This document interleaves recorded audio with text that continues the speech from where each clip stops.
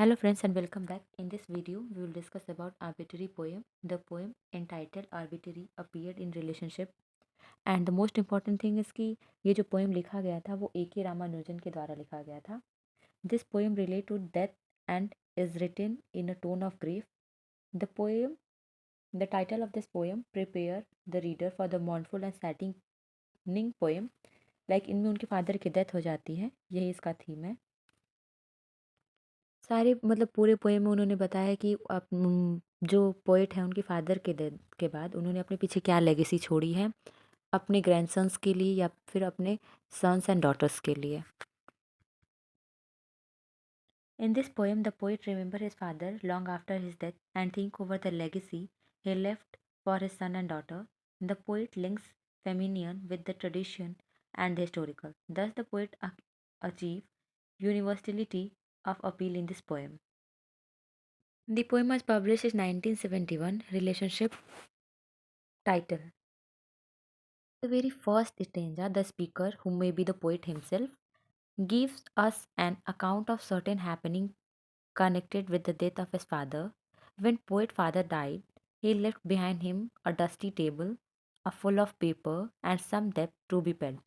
जब उनके फादर की डेथ होती है पोइट की तो वो अपने पीछे एक डस्ट भरा टेबल छोड़ के जाते हैं उन लोगों के लिए एंड कुछ जो भी उनके साथ कर्जे होते हैं वो और एक टेबल जो पेपर से भरा होता है एंड उनकी जो लड़कियां होती हैं उनकी डॉटर्स होती हैं and a waiting grandson name by the toss. और एक ऐसा बच्चा मतलब उनका ग्रैंडसन होता है जो हमेशा बिस्तर को गीला करता रहता है एंड जिसका नाम जो वो टॉस करके रखा गया होता है. उसका नाम टॉस करके इसलिए रखा जाता है because there was no proper agreement among the member of family taking his name and the family member has a different opinion about his name. Furthermore, he left behind him old house which was decaying as years were rolling. It also leaned on a coconut tree growing in compound. In fact, the coconut tree itself was leaning and not growing straight upward.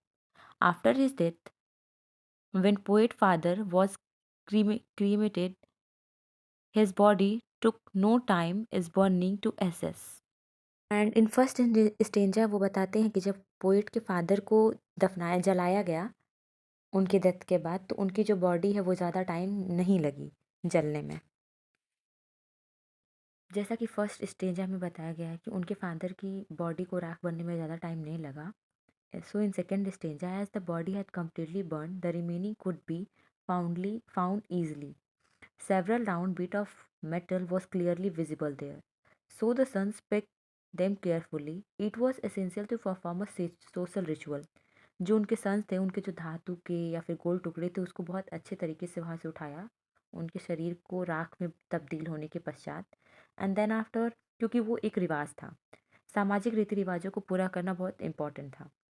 पुजारी जी वहाँ भी जो थे उन्होंने बेटों को निर्देश दिया कि उनके अवशेषों को संगम में फेंक देना चाहिए मतलब रिमेन कर देना चाहिए. जैसे कि कवि ने अपने पिता के के एक साधारण जीवन व्यतीत किया था उनके साथ, वह एक साधारण व्यक्ति की तरह जन्मे और उसी की तरह उनकी डेथ भी हो गई. सो उनके बेटों के पास कोई ऐसा रीजन नहीं था कि वो उनके लिए कोई स्मारक बनवाए या उनकी कोई मूर्ति बनवा करके उनकी स्थापना की जा सके. No long standing headstone. According to with his full name the poet, and two dates. His father was not so worthy that he could deserve a sentence which is grammatically completed. Like poet के according उनके जो father थे वो deserving नहीं थे कि उनके लिए कुछ किया जा सके बिकॉज जो उनकी लाइफ थी वो थोड़ी मेसी टाइप में थी. वह स्वयं कुछ ऐसा करने को योग्य नहीं मानता था क्योंकि उन्होंने कुछ ऐसा ज़िंदगी में अपनी किया नहीं था जिसे सराहा जा सके. बट एक बार क्या था कि उनकी मृत्यु के पश्चात उन जो कवि है उसने अपने पिता के बारे में सुना कि किसी ने बताया कवि को कि उसने मद्रास के एक अखबार में प्रकाशित उसके पिता के बारे में 2-4 पंक्तियाँ पढ़ी हैं. लाइक न्यूज़पेपर में कुछ हेडलाइंस पढ़ी थी. कवि को उन पंक्तियों को पढ़ने की जिज्ञासा थी जो उसके पिता की मृत्यु के बारे में लोगों को सूचना देने के लिए प्रकाशित की गई थी. एंड उसने उन पंक्तियों की जो जिज्ञासा जगी तो बहुत मुश्किल से उसने उस अखबार को ढूंढा उन चीज़ों को पढ़ने के लिए क्योंकि उस टाइम पे मिलना बहुत मुश्किल होता था न्यूज़पेपर्स.